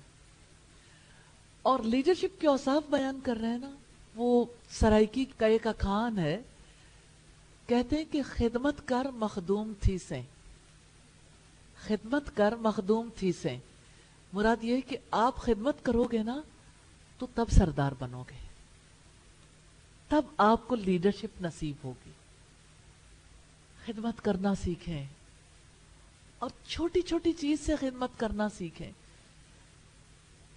دیکھیں اپنی طرف، اپنی ضروریات کی طرف دیکھتے رہیں گے، کبھی کسی کی ضرورت پوری نہیں کر سکتے. جب صرف اپنی ذات آپ کی نظروں میں بڑی ہوگی تو اللہ کی ذات کبھی بڑی نہیں ہوگی. تو آپ اللہ اکبر کہنا چاہتے ہیں نا، تو غریبوں کی طرف دیکھنا شروع کرتے ہیں، ان کی خدمت، ان سے محبت. نبی صلی اللہ علیہ وسلم دعا کرتے تھے، اللہ مجھے مسکنت کی حالت میں زندہ رکھنا، مجھے مسکینوں کی محبت عطا کرنا. تو یہ چھوٹی بات نہیں ہے، بندے کو زندگی گزرنے کے بعد سمجھ آتی ہے کہ زندگی کی تبدیلی، نیک راہ پہ چلنا خدمت کے بغیر ممکن نہیں ہوتا. اب مجھے آپ بتائیں، آپ سپر ہیومن بننا چاہتے ہیں، اور سپر ہیومن ہے نا، اللہ پاک نے خبر دی ہے نا ہمیں قرآن حکیم میں، امید ہے تمہیں تمہارا رب مقام محمود پر فائز کر دے گا. سورہ بنی اسرائیل میں ہے. نبی صلی اللہ علیہ وسلم نے فرمایا، یہ صحیح ابن حبان کی روایت ہے، حشر کے میدان کے واقعات کو بیان کرتے ہوئے کہ پھر میرا رب مجھے سبز رنگ کا حلہ پہنائے گا. وہ کتنا خوبصورت گرین کلر ہوگا، نو ون کین امیجن. لیکن ایک یعنی اس کی خوبصورتی کو ہم شاید کسی حد تک امیجن کر سکیں، اور جو امیجن نہیں کرتا اس کے لیے محض گرین کلر ایک گرین لفظ کے سوا کچھ نہیں رہ جاتا، جس کے ساتھ اس کا کوئی تعلق نہیں ہوتا. پھر مجھے مقام محمود پر فائز کیا جائے گا. جیسے وکٹری سٹینڈ ہوتا ہے نا، کہ سب انسانوں سے اوپر نبی صلی اللہ علیہ وسلم کو جگہ دی جائے گی، اور سب انسانوں کی زبانوں پر میری تعریف جاری ہو جائے گی. اللہم صلی علی محمد وعلی آل محمد کما صلیت علی ابراہیم وعلی آل ابراہیم انک حمید مجید. اللہم بارک علی محمد وعلی آل محمد کما بارکت علی ابراہیم وعلی آل ابراہیم انک حمید مجید. الحمدللہ. تو آپ سوچئے کہ ہماری زندگی میں یہ جو گھٹیا پن ہے نا، ساری برائیاں گھٹیا ہوتی ہیں. گھٹیا پن تبھی دور ہو سکتا ہے جب ہم نبی صلی اللہ علیہ وسلم کی سنت پر عمل کرنا شروع کر دیں. جتنا جتنا اس میں ایکسیلنس اچیو کریں گے، اتنا ہی گھٹیا پن ہمارے اندر سے رخصت ہو جائے گا، اور جتنا سنت سے دور ہوں گے اتنا ہی ہم گھٹیا ہو جائیں گے. لیڈرشپ کے بارے میں دیکھ رہے ہیں، اللہ پاک نے فرمایا کہ میں آپ کو دنیا کے لوگوں کا امام بناؤں گا. تو ابراہیم علیہ السلام نے اپنی اولاد کے بارے میں درخواست کر دی، اور انہیں جواب دیا گیا، اور بڑی خوبصورت آیت ہے، سیکھنے والی ہے. ابراہیم علیہ السلام نے فرمایا، قال ومن ذریتی، انہوں نے کہا اور میری اولاد میں سے بھی. اولاد سے انسان کو محبت ہوتی ہے، اور انسان اپنی اولاد کے لیے بھلائی چاہتا ہے. ابراہیم علیہ السلام خوش ہو گئے کہ مجھے اللہ تعالیٰ دنیا والوں کا امام بنانے والے ہیں. تو سب سے پہلے اپنی اولاد کے لیے تمنا کی کہ میری اولاد کو بھی بڑے درجات ملے، وہ بھی اعلیٰ مقام تک پہنچیں، اور یہ دعا بھی کی کہ اولاد میں اللہ تعالیٰ کی طرف ہدایت پانے والوں کی کثرت ہو. تو رب العزت نے ابراہیم علیہ السلام کے ذریعے سے واضح کیا ہے، ہر انسان کے اندر فطری طلب ہوتی ہے کہ اپنی اولاد کو وہ اعلیٰ مقام پر دیکھے، اور ہر انسان یہ چاہتا ہے کہ اس کا سلسلہ اس کی اولاد کے ذریعے جاری رہے. اسی فطری جذبے کے تحت ابراہیم علیہ السلام نے بھی سوال کیا تھا کہ اولاد میں بھی اصلاح کا سلسلہ جاری رہے. قال اللہ ینال عہد الظالمین اللہ تعالیٰ نے فرمایا میرا عہد ظالموں کو نہیں پہنچتا. سیدنا ابراہیم علیہ السلام نے دعا کی تو اللہ تعالیٰ نے فرمایا کہ ظالم دین میں امامت کے مقام تک نہیں پہنچے گا. بات بڑی اہم ہے، بات بہت گہری ہے. کوئی ظلم کرنے والا دین میں امامت کے مقام تک نہیں پہنچے گا. سوال یہ پیدا ہوتا ہے ظالم کون ہے؟ تو قرآن ہمیں یہ بتاتا ہے ان الشرک لظلم عظیم، بے شک شرک سب سے بڑا ظلم ہے، عظیم ظلم ہے. تو سیدنا ابراہیم علیہ السلام کو جواب دیا گیا کہ جو ظلم کرے گا تو ظلم اس مقام کے منافی ہے. یاد رکھیے گا دنیا میں کوئی بھی امامت کی خواہش رکھنے والا ظلم کے ساتھ امامت کے فرائض انجام نہیں دے سکتا، کیونکہ ظلم اس مقام کے منافی ہے. اس سے ثابت ہوتا ہے کہ امامت کا، لیڈرشپ کا، قیادت کا حق ان لوگوں کا ہے جو اپنے شعور سے، جو اپنے عمل سے، جو اپنے ایمان سے اپنے آپ کو قیادت کا مستحق ثابت کریں. قرآن حکیم میں مختلف جگہوں پر ظلم کو واضح کیا گیا ہے. اللہ تعالیٰ کی حدود سے نکل جانے والے ظالم ہیں، اللہ کے قانون کے مطابق فیصلہ نہ کرنے والے ظالم ہیں، اللہ تعالیٰ کے گھروں میں اس کے نام کی یاد سے روکنے اور ان کو ویران کرنے کی کوشش کرنے والے ظالم ہیں، اللہ تعالیٰ کی طرف سے آنے والی گواہی کو چھپانے والے ظالم ہیں، رب کی نصیحت سے منہ پھیرنے والے ظالم ہیں. تو اللہ تعالیٰ فرماتے ہیں ظالم کو میرا یہ عہد نہیں پہنچے گا. تو اس کا مطلب یہ ہے کہ امامت کی خصوصیات کے ساتھ ظلم کو کوئی مناسبت نہیں ہے. تو یہ خصوصیات ہے امامت کی خصوصیات سے اپوزٹ. نارملی دنیا کے لوگوں کی روش کیا ہوتی ہے؟ پہلی روش کیا ہوتی ہے؟ اللہ تعالیٰ کی حد کی پرواہ نہیں کرتے، نکل جاتے ہیں. ایسے شخص کو جو ایمان لے آیا اور اللہ تعالیٰ کی حد سے نکل گیا اسے کیا کہتے ہیں؟ ہینڈ ریز کریں، کون بتائے گا؟ جی بیٹا آپ بتائیے. فاسق. فاسق کہتے ہیں. اللہ تعالیٰ کی حد سے نکل جانے والے کو فاسق کہتے ہیں. دیکھیں دنیا میں عدالتیں ہیں، اگر عدالت میں اللہ کے قانون کے مطابق کو فیصلہ نہیں کرتا تو وہ ظالم ہے. جو شرک کرتا ہے وہ ظالم ہے، جو اللہ کے گھروں میں اس کے نام کی یاد سے روکتا ہے وہ ظالم ہے، اور جو اللہ کے گھروں کو ویران کرنے کی کوشش کرتا ہے وہ ظالم ہے، اور جو گواہی چھپاتا ہے وہ ظالم ہے. اور کیا آپ کے گھر میں ایسے لوگ پائے جاتے ہیں جو اللہ تعالیٰ کی نصیحت سے، اس کے کلام سے منہ پھیرتے ہوں، سننا نہ چاہتے ہوں،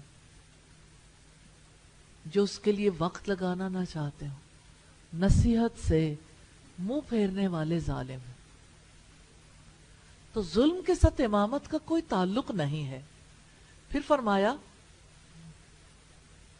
وَإِذْ جَعَلْنَا الْبَيْتَ مَثَابَةً لِلنَّاسِ وَأَمْنًا وَاتَّخِذُوا مِن مَّقَامِ إِبْرَاهِيمَ مُصَلًّى وَأَعِدْنَا إِلَىٰ إِبْرَاهِيمَ وَإِسْمَاعِيلَ أَن طَهِّرَ بَيْتِيَ لِلطَّائِفِينَ وَالْعَاكِفِينَ وَالرُّكَّعِ السُّجُودِ. اور جب ہم نے بیت اللہ کو لوگوں کے لیے لوٹ کر آنے کی جگہ اور سراسر امن بنایا، اور تم مقام ابراہیم کو نماز پڑھنے کی جگہ بناؤ، اور ہم نے ابراہیم اور اسماعیل کو تاکیدی حکم دیا کہ آپ دونوں میرے گھر کو طواف کرنے والوں اور اعتکاف کرنے والوں اور رکوع اور سجدہ کرنے والوں کے لیے پاک صاف رکھو. گھر بنانے والے کا تذکرہ تھا، گھر تعمیر کرنے والے کا. اب گھر کا تذکرہ آ گیا. اگر ابراہیم علیہ السلام ورلڈ لیڈر تھے، امام تھے، تو ان کی امامت میں کتنا بڑا دخل اس گھر کا تھا. انہوں نے گھر تعمیر کیا، تو اس تعمیر کے نتیجے میں اس پتھر کو اللہ تعالیٰ نے کتنا معتبر بنا دیا، جسے مقام ابراہیم کہا جاتا ہے. اور اللہ تعالیٰ نے حکم دیا تھا میرے گھر کو پاک صاف رکھو، مانوی اعتبار سے بھی شرک سے پاک رکھو، اور عملی اعتبار سے بھی کہ اس میں کسی قسم کی گندگی نہ پھیلے. شرک کے لیے 360 بت کعبے کے اندر رکھے ہوئے تھے. نبی صلی اللہ علیہ وسلم نے اسے 13 مکی سالوں میں پاک نہیں کیا تھا، اس پوزیشن میں نہیں تھے. پھر جب آپ مدینہ تشریف لے گئے 8 برس مزید گزر گئے. پھر جب مکہ فتح ہوا تب آپ صلی اللہ علیہ وسلم نے اس گھر کو تمام بتوں سے پاک کیا تھا. رب العزت نے توجہ دلائی ہے اس گھر کی طرف، وَإِذْ جَعَلْنَا الْبَيْتَ مَثَابَةً لِلنَّاسِ وَأَمْنًا، اور جب ہم نے بیت اللہ کو لوگوں کے لیے لوٹ کر آنے کی جگہ اور سراسر امن بنایا. 2 خصوصیات ہیں، دونوں پہ غور کریں تو بندے کا دل کھل اٹھتا ہے. کعبہ ایسی جگہ ہے جہاں جانے والا بھی آنسو بہاتا ہے اور لوٹ کر آنے والا بھی آنسو بہاتا ہے، کیونکہ ہر وہ شخص جو کعبہ پہنچتا ہے وہ دوبارہ وہاں ضرور جانا چاہتا ہے، اور جو نہیں گیا وہاں جانے کا اشتیاق بھی رکھتا ہے. میں بیت اللہ کے بارے میں بات کرنے کے ساتھ ایک اور چیز کی طرف بھی توجہ دلاؤں گی. کیا آپ جانتے ہیں نبی صلی اللہ علیہ وسلم نے فرمایا ایک سوکھی پتلی ٹانگوں والا حبشی بیت اللہ کو گرا دے گا. کعبۃ اللہ زمین پر نہیں رہے گا، بیت اللہ کو گرا دے گا. یہ قرب قیامت کی نشانیوں میں سے ایک نشانی. پھر آپ عمرہ کہاں کرنے جائیں گے؟ حج کہاں کرنے جائیں گے؟ اتنی تیزی سے آنے والی چینجز تو انڈیکیٹ کر رہی ہیں کچھ ہونے والا ہے، کچھ ہونے والا ہے. آپ اللہ تعالیٰ سے دعا کر لیں یا اللہ اسباب پیدا کر دے، اور آپ ایک بے شک کسی کے پاس کم ہے یا زیادہ. آپ کو یاد ہے ابراہیم علیہ السلام کے لیے جو آگ نمرود نے بھڑکائی تھی، اس کو بجھانے کے لیے چڑیا اپنی چونچ میں پانی بھر کر لائی تھی. کیا آپ جانتے ہیں؟ تو آپ مجھے یہ بتائیے کہ چڑیا کی چونچ کے پانی سے کیا وہ آگ بجھ جانی تھی؟ جذبہ ہے. چڑیا معتبر ہو گئی، اور نبی صلی اللہ علیہ وسلم نے چھپکلی کے بارے میں کہا، چھپکلی کہ اس نے ابراہیم علیہ السلام کی آگ کو بھڑکانے کے لیے پھونکے ماری تھی. چھپکلی قابل نفرت ہے، اس کا عمل قابل نفرت ہے، اور اس کے مقابلے میں چڑیا کا عمل قابل تقلید ہے. تو چاہے چڑیا کی چونچ کی طرح آپ مال جمع کریں، بہت کم، لیکن آج سے آپ اپنے حج، اپنے عمرے کے لیے چاہے 5 روپیز ہو، چاہے 10 روپیز ہو، آپ کچھ نہ کچھ اماؤنٹ، کوئی ایسا باکس بنا لیں، کوئی ایسی چیز بنا لیں گھر میں جس میں آپ روزانہ سچے جذبے کے ساتھ اماؤنٹ ضرور ڈالیں، اور برکت تو اللہ تعالیٰ نے دینی ہے. ارادہ کر لیں. بہت پچھتائیں گے اگر یہ واقعہ ہماری زندگی میں پیش آ گیا. اب میں اللہ تعالیٰ کے گھر کے حوالے سے 2 باتیں واضح کرنا چاہتی ہوں کہ اللہ تعالیٰ نے بیت اللہ کو لوگوں کے لیے لوٹنے کی جگہ بنا دیا. یہ بیت اللہ کی بہت بڑی فضیلت ہے. کیونکہ وہاں جانے والوں کا بار بار جانے والوں کا بھی دل نہیں بھرتا۔ اللہ تعالیٰ نے دوسری خصوصیت بتائی، اس حرمت والے گھر کو اللہ تعالیٰ نے امن کی جگہ بنا دیا۔ بلد امین مکہ، ساری سرزمین ایسی ہے جس کو اللہ تعالیٰ نے حرمت والا بنایا، اور مسجد حرام کو خاص طور پہ۔ تب دیکھیے کہ وہاں کوئی جنگلی جانور بھی مار نہیں سکتا، کسی قسم کی نباتات جمادات کو نقصان نہیں پہنچا سکتا، کسی کے باپ کا قاتل اس کی رینج میں ہو وہ اسے نقصان پہنچا سکتا ہو، قتل کر سکتا ہو۔ امن والا گھر ہے، امن والا مقام ہے، وہاں پہ کوئی کسی کو قتل نہیں کر سکتا۔ اسلام سے پہلے بھی یہ گھر حرمت والا تھا، اسلام آنے کے بعد بھی اس کی حرمت میں، اس کے شرف میں اضافہ ہوا۔ ہاں یہ بات ضرور ذہن میں رکھیے گا کہ جب مکہ فتح ہوا تھا، رسول اللہ نے ایک قطرہ خون بہائے بغیر مکہ فتح کیا تھا۔ اس بلد امین میں آپ صلی اللہ علیہ وسلم کے لیے کچھ گھڑیوں کے لیے یہ اجازت اٹھا لی تھی کہ اب آپ اس میں کسی کے بارے میں جو کرنا چاہتے ہو کر لو، ورنہ بلد امین کی یہ حرمت ابراہیم علیہ السلام کے دور سے قائم ہے۔ سیدنا ابن عباس کہتے ہیں کہ مومن کے دل میں زیارت خانہ کعبہ کی خواہش ہر دم کروٹیں لیتی رہتی ہے، ایک زیارت کر کے گھروں کو آتے ہیں، پھر خواہش بیدار ہو جاتی ہے، اور اس گھر کا ظاہر امن میں ہوتا ہے۔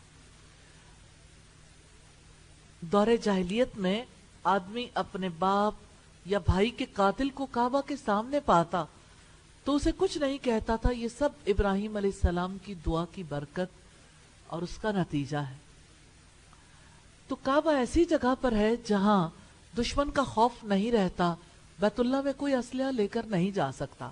سیدنا ابراہیم علیہ السلام نے دعا مانگی تھی، ربنا انی اسکنت من ذریتی بواد غیر ذی زرع عند بیتک المحرم ربنا لیقیموا الصلاة فاجعل افئدة من الناس تہوی الیہم وارزقہم من الثمرات لعلہم یشکرون۔ اے ہمارے رب، یقیناً میں نے اپنی کچھ اولاد کو تیرے حرمت والے گھر کے پاس اس وادی میں آباد کیا ہے جو کھیتی والی نہیں ہے، اے ہمارے رب، تاکہ وہ نماز قائم کریں، سو کچھ لوگوں کے دل ان کی طرف مائل کر دیں، اور آپ انہیں پھلوں کا رزق دیں تاکہ وہ شکر ادا کریں۔ یہ سورہ ابراہیم کی آیت نمبر 37 ہے۔ دعا قبول ہوئی، جب تک بیت اللہ باقی رہے گا اس کا اثر بھی باقی رہے گا۔ کہ آپ جانتے ہیں دعائیں صدیوں تک اثر کرتی ہیں، نسلوں تک اثر انداز ہوتی ہیں۔ دعا کو کبھی کم اثر والا نہ سمجھیے گا، کبھی بے قدر و قیمت نہ سمجھیے گا، دعا دل لگا کر کرنا سیکھیں۔ اللہ تعالیٰ ہم سب کو توفیق عطا فرمائے۔ اسی طرح سے سورہ العنکبوت کی آیت نمبر 67 میں فرمایا، اور کیا انہوں نے نہیں دیکھا انا جعلنا حرما آمنا ویتخطف الناس من حولہم، کہ یقیناً ہم نے حرم کو پرامن بنایا حالانکہ لوگ ان کے ارد گرد سے اچک لیے جاتے ہیں۔ اسی طرح رب العزت نے فرمایا سورہ القصص کی آیت نمبر 57 میں، اور کیا ہم نے انہیں ایک پرامن حرم میں جگہ نہیں دی جس کی طرف ہماری جناب سے رزق کے طور پر ہر قسم کے پھل کھینچ کر لائے جاتے ہیں۔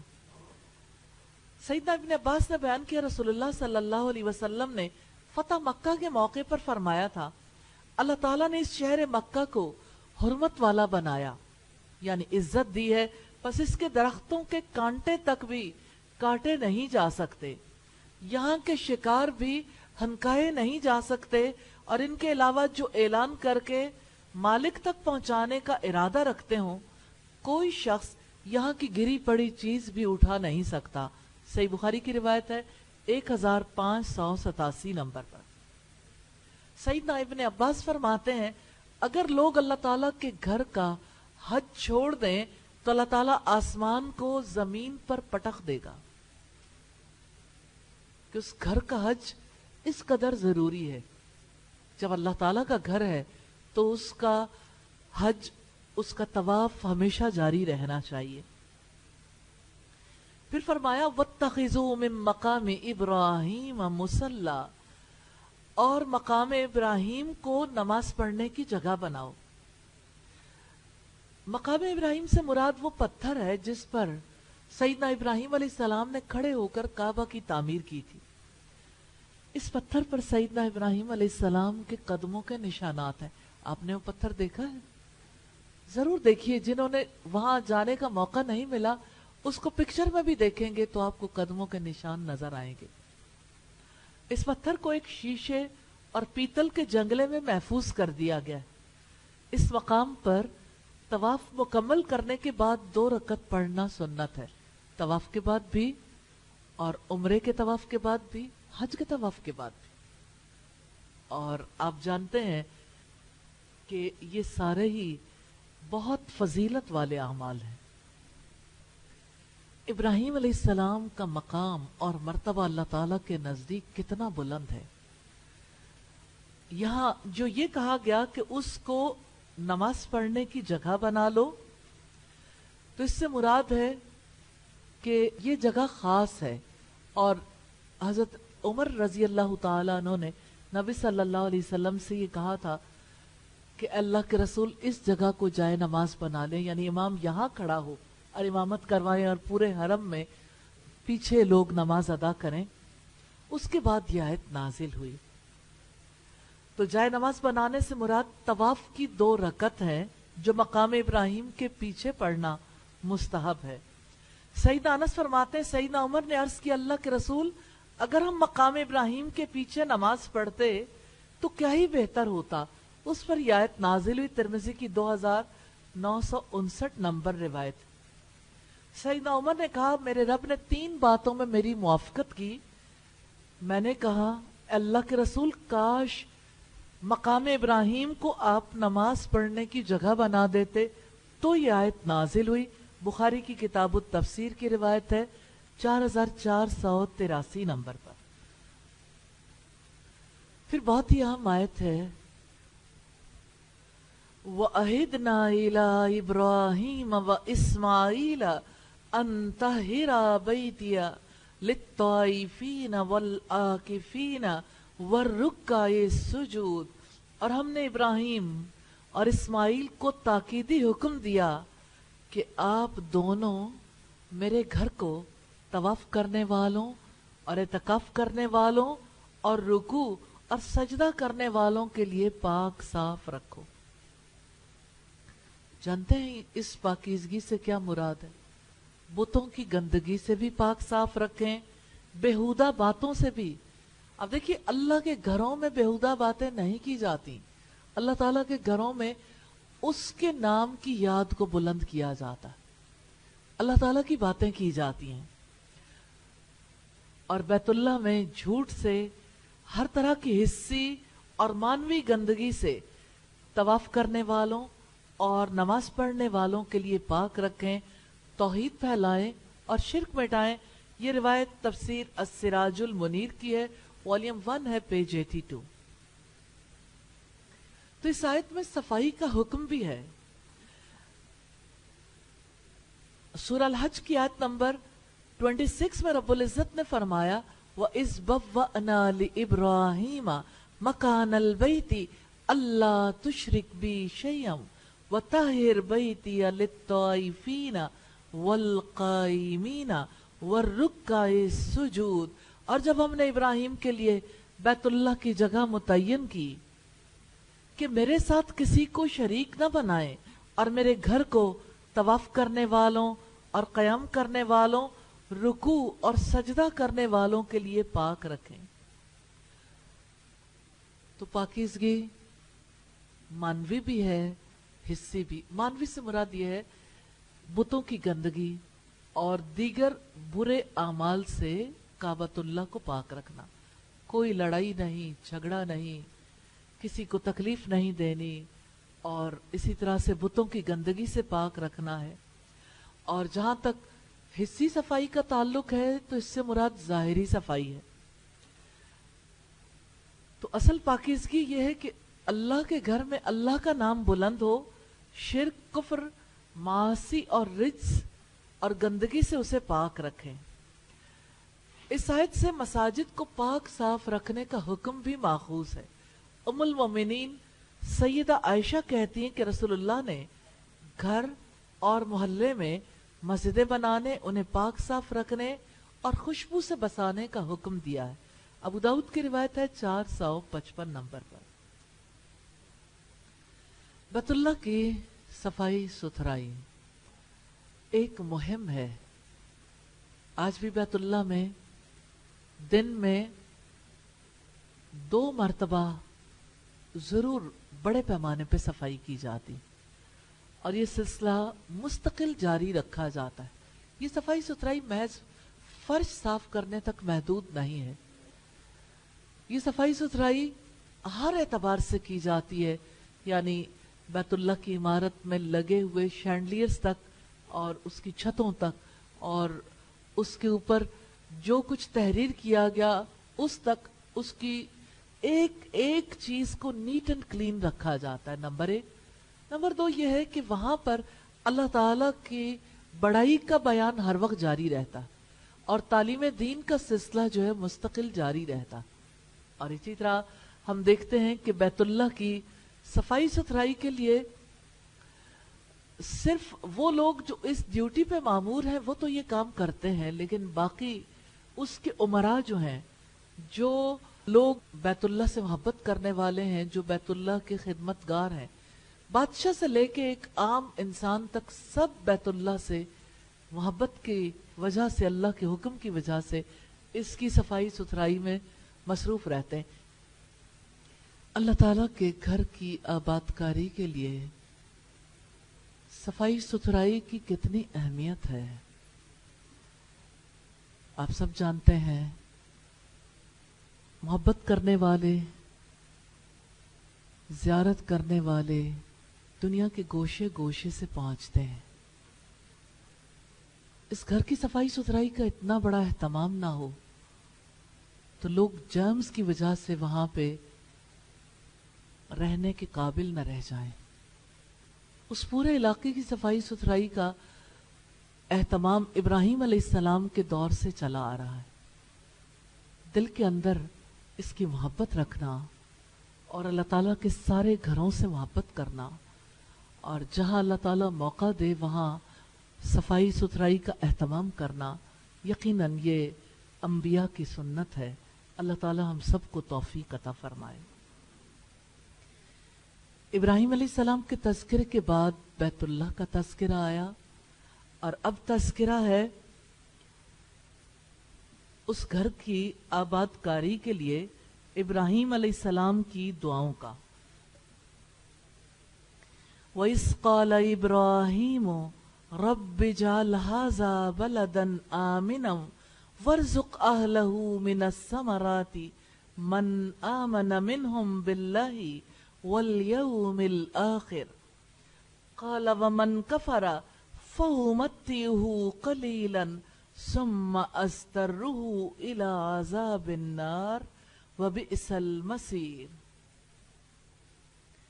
اور جب ابراہیم نے کہا اے میرے رب اس شہر کو امن والا بنا دے اور اس کے باشندوں کو پھلوں میں سے رزق عطا فرما، جو ان میں سے اللہ تعالی اور یوم آخرت پر ایمان لائے.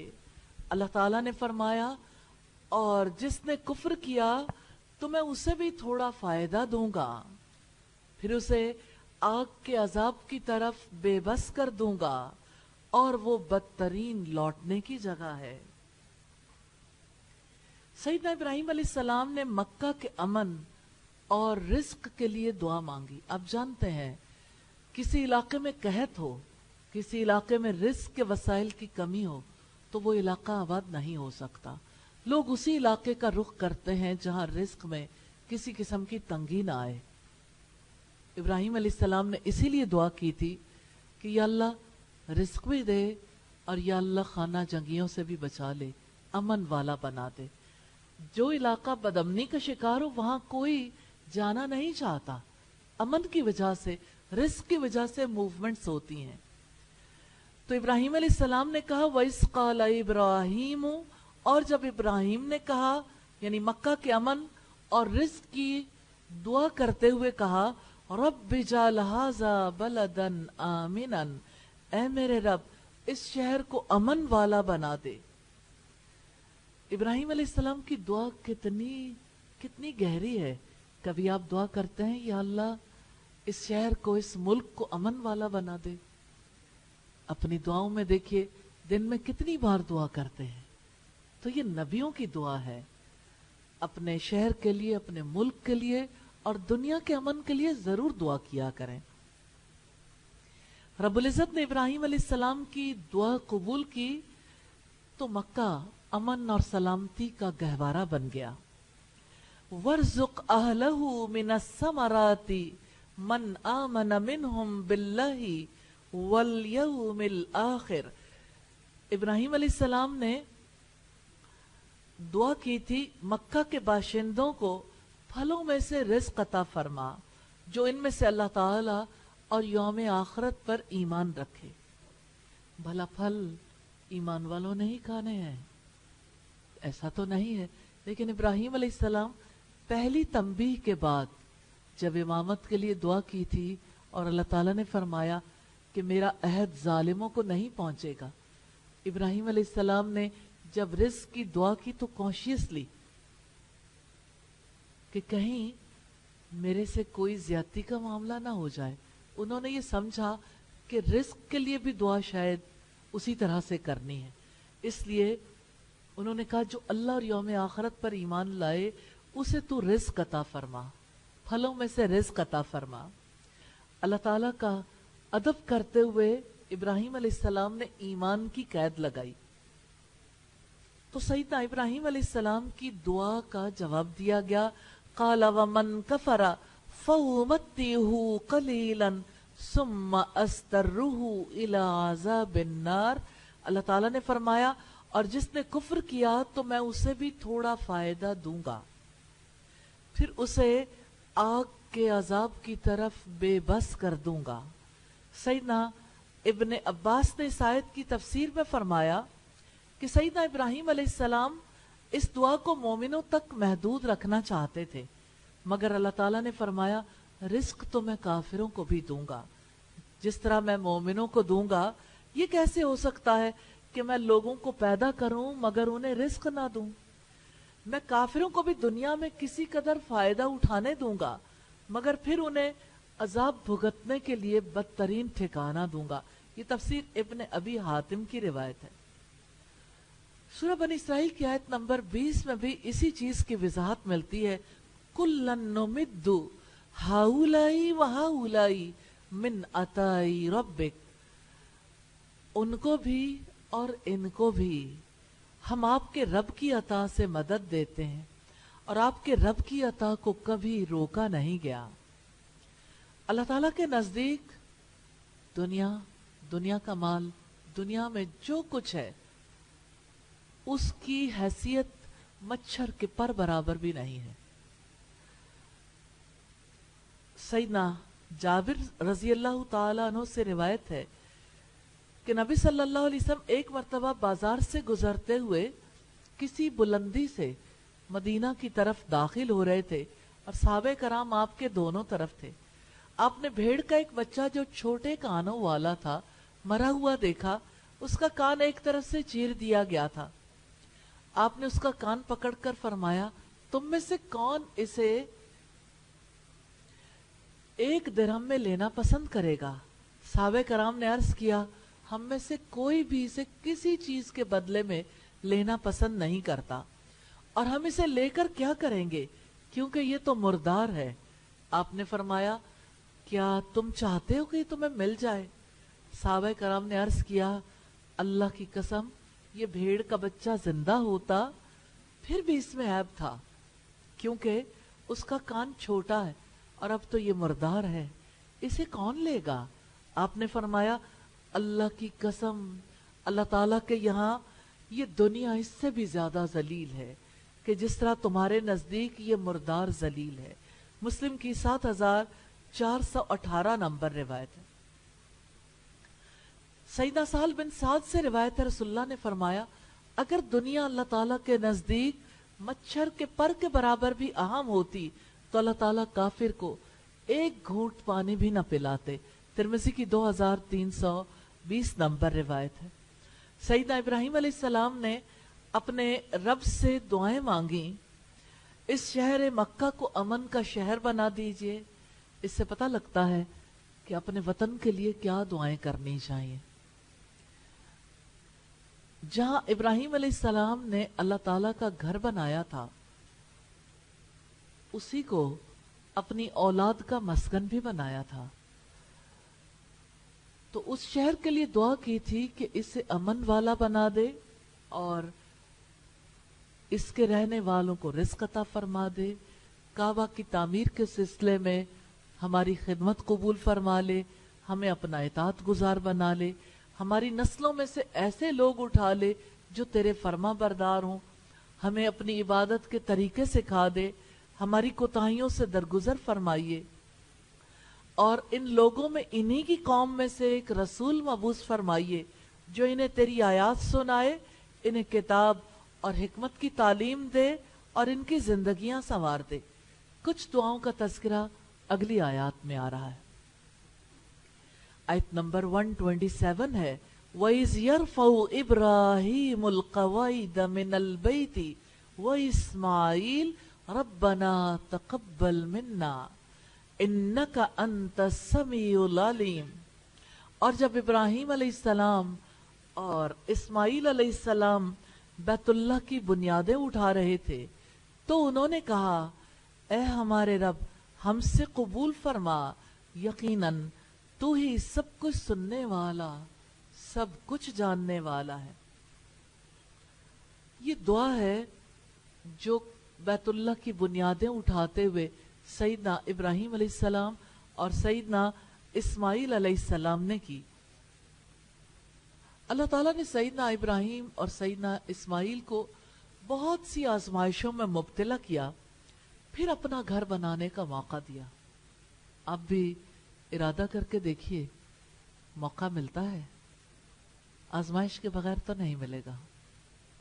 آزمائش شرط ہے کیونکہ اللہ تعالیٰ خالص کرتا ہے.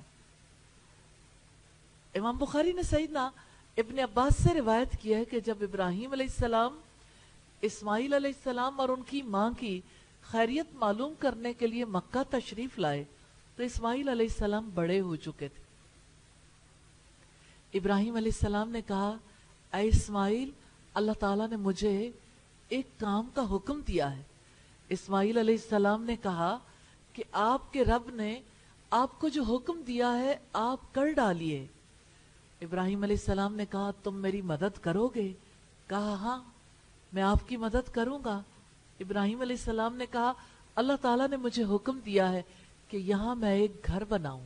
جب دونوں نے مل کر اس گھر کی بنیاد اونچی کر لی, اسماعیل علیہ السلام پتھر لاتے رہے اور ابراہیم علیہ السلام جوڑتے رہے.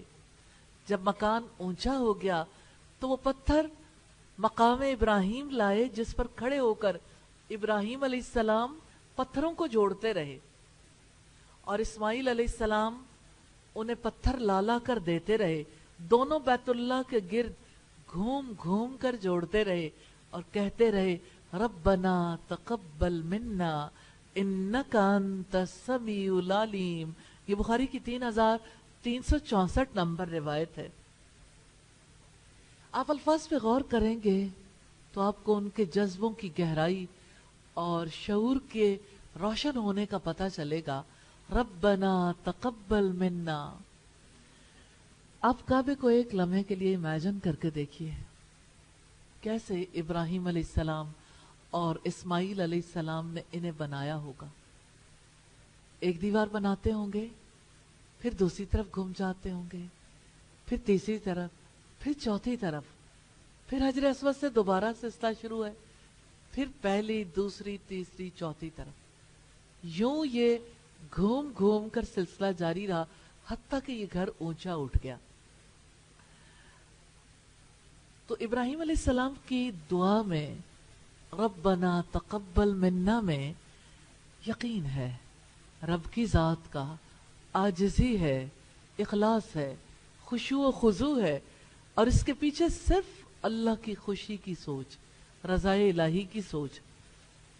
ابن ابی حاتم نے وہب کے بارے میں لکھا ہے کہ وہ آیت پڑھتے جاتے تھے اور روتے جاتے تھے اور کہتے تھے خلیل الرحمن آپ اللہ تعالیٰ کا گھر بنا رہے تھے اور ڈر رہے تھے کہ کہیں آپ کا عمل قبول نہ کیا جائے۔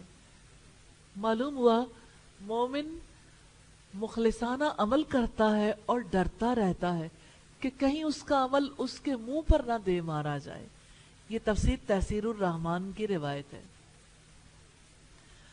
تو ابراہیم علیہ السلام کی اس دعا کا مطلب کیا تھا؟ اللہ ہمارے خلوص اور ایثار کو قبول فرما۔ وہ نہیں جانتے تھے کہ کعبہ کی تعمیر ایک قوم اور ملت کی تعمیر ہے، انسانیت کے مرکز عظمیٰ کی بنیادیں ہیں جو رکھی جا رہی ہیں، لیکن اللہ تعالیٰ کو یہی منظور تھا کہ سیدنا ابراہیم علیہ السلام کے منہ سے نکلے ہوئے کلمات کے بارے میں دنیا کو معلوم ہو جائے کہ خلوص کی اللہ تعالیٰ کے نزدیک کیا قدر و قیمت ہے۔ حقیقت یہ ہے، یہ دین اخلاص کا مطالبہ کرتا ہے۔ جیسے سورہ البینہ میں رب العزت نے ارشاد فرمایا وَمَا أُمِرُوا إِلَّا لِيَعْبُدُوا اللَّهَ مُخْلِصِينَ لَهُ الدِّينَ، اور انہیں اس کے سوا کسی چیز کا حکم نہیں دیا گیا تھا کہ وہ دین کو اللہ تعالیٰ کے لیے خالص کر کے اس کی عبادت کریں۔ تو یہ اخلاص تھا ابراہیم علیہ السلام کا۔ تو جہاں اخلاص ہو تو قبولیت کے لیے ظاہری ذرائع کی ضرورت نہیں ہوتی، دل کا اخلاص چاہیے۔ دنیا میں آج جب کوئی کام کرتا ہے نا، اخبارات میں، رسائل میں، سوشل میڈیا کے تھرو، میڈیا کے تھرو، کس طرح سے ایک چیز کو مشہور کیا جاتا ہے اور لوگ سمجھتے ہیں شہرت کامیاب ذریعہ ہے۔ یعنی کوئی بھی کام کریں اگر شہرت ملی ہے تو اس کا مطلب یہ ہے مشہور ہو گیا کوئی معاملہ، تو یہ کامیابی کی دلیل ہے۔ لیکن اللہ تعالیٰ کے نزدیک ایسی شہرت جس کی بنیاد خلوص پر نہ ہو، حسن نیت پر نہ ہو، یہ وبال ایمان ہے۔ ایک اللہ کا بندہ شہروں سے دور جنگلوں میں اگر خلوص اور حسن نیت کے ساتھ کہیں ڈیرا ڈال کر بیٹھ جائے تو آج بھی دیکھ لیں گے کہ شہر اور شہر کے تمام اسباب شہرت اس کے قدم چومیں گے اور جنگل میں منگل کا لطف پیدا ہو جائے گا۔ بات یہ ہے کہ ہم مخلص نہیں، اور پھر یہ بھی گلہ ہے کہ کوششیں رائگاں جاتی ہیں۔ ربنا تقبل منا، اے ہمارے رب ہم سے قبول کر لے۔ اس کا منظر آج اگر دیکھنا چاہتے ہیں تو اقبال کی بات کو ذہن میں رکھیے گا، آج بھی ہو جو براہیم کا ایماں پیدا، آگ کر سکتی ہے انداز گلستاں پیدا۔ تو آج بھی ابراہیمی ذوق و شوق پیدا کرنے کی ضرورت ہے۔ یا اللہ تو توفیق عطا کر دے۔ یہ روایت تفسیر سراج البیان کی ہے۔ انک انت السمیع العلیم، یقیناً تو ہی سب کچھ سننے والا، سب کچھ جاننے والا ہے۔ یعنی اے ہمارے رب تو ہماری نیتوں سے خوب واقف ہے، دعائیں قبول فرماتا ہے، ہمارا یہ عمل قبول فرما لے۔ تو اللہ تعالیٰ نے سیدنا ابراہیم علیہ السلام اور سیدنا اسماعیل علیہ السلام کی دعائیں سننے سے، سمیع ہونے کا اور قبول کرنے سے علیم ہونے کا شعور دلایا ہے۔ آیت نمبر 128 ہے ربنا وجعلنا مسلمین لک ومن ذریتنا امتا مسلمتا لک وارنا مناسکنا وتب علینا انک انت التواب الرحیم۔ اے ہمارے رب ہمیں اپنے لیے فرما بردار بنا، اور ہماری اولاد میں سے بھی ایک امت اپنے لیے فرما بردار بنا، اور ہمیں ہماری عبادت کے طریقے دکھا اور ہماری توبہ قبول فرما۔ یقیناً تو بڑا توبہ قبول کرنے والا ہے، نہایت رحم والا ہے۔ کعبہ کی بنیاد رکھی جا رہی ہے. بیٹے کے ہاتھ میں پتھر ہے اور باپ کے ہاتھ میں جوڑنے والا مسالہ ہے. بیٹا پتھر پکڑاتا ہے اور باپ اس کو مضبوط کرنے کے لیے دیوار میں لگا دیتا. اسی کو کہتے ہیں صلہ رحمی، خاندانی تعلقات. خاندانی تعلقات کی مضبوطی مشترکہ مقاصد کے تحت ہوتی، اور مشترکہ مقاصد میں سے عظیم مقصد اللہ تعالیٰ کے گھروں کی تعمیر اور ان کی آباد کاری ہے. اب سوچیں، ابراہیم علیہ السلام کی دعا کو امیجن کریں. یہ گھر کی تعمیر کر رہے ہیں اور وہ دعا کر رہے ہیں. اسی کو امیجن کرتے ہوئے دعائیہ الفاظ دہرائیے گا. ربنا، دہرائیے گا.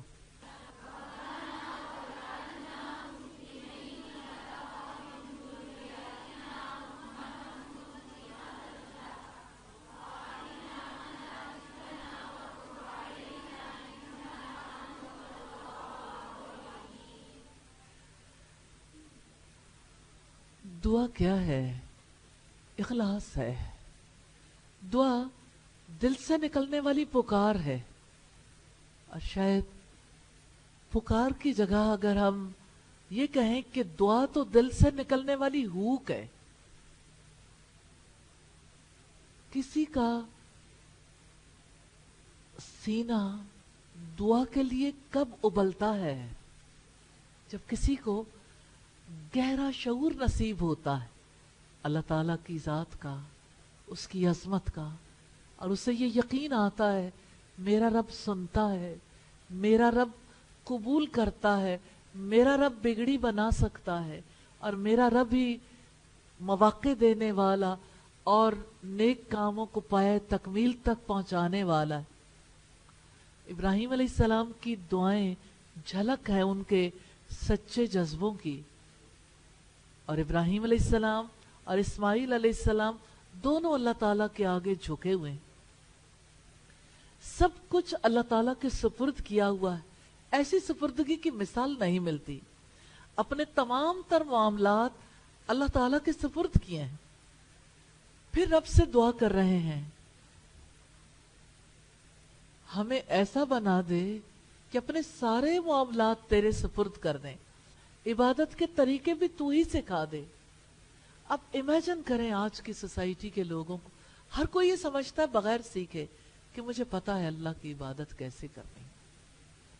اپنی عبادت کے طریقوں کو درست کرنے کی کوشش نہیں کرتا.